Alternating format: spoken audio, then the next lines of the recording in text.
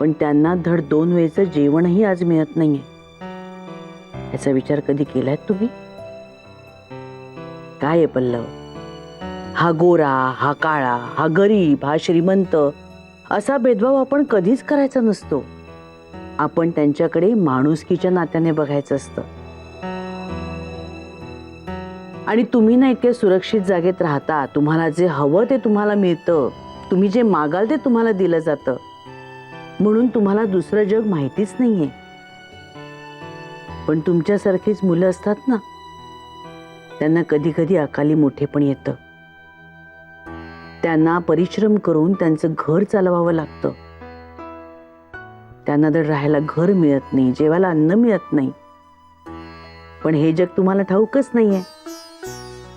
आणि कशाला मी एवढी बडबड करतेय? या रविवारी की नाही झी मराठीवरती संध्याकाळी 7 वाजता फॅन्ड्री नावाचा सिनेमा आहे. तो आपण सगळ्यांनी मिळून बघूया. मग मी काय म्हणते ना ते तुम्हाला कळेल आणि पटेलही. काय?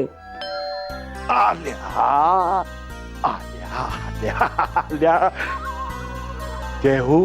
आल्या आल्या या या या या या या बाबाजी बाबाजी मेघना आल्या. असंच लक्ष असू द्या बाबाजी, असंच लक्ष असू द्या. जय हो. बाबा, अहो आल्या म्हणजे काय? तुम्हाला शंका होती का? नाही हो, अजिबात शंका नव्हती. बरं ते जाऊ दे, किल्लीचं काम झालं? मेघना, अहो तुम्ही हुशार आहात. तुमच्या आईंसारखे बुद्धू प्रश्न विचारू नका. अहो काम झालं म्हणून तर तुम्ही आत आलात ना. हा? इतक्या लवकर झालं पण किल्लीचं काम? जय हो जय हो.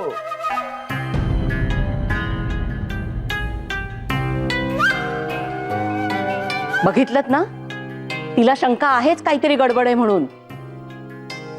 तिच्या घरच्यांना सुद्धा असणार. ते फक्त काही बोलले नाहीत आपल्याला इतकंच. काय अर्थ आहे का तुमच्या वागण्याला?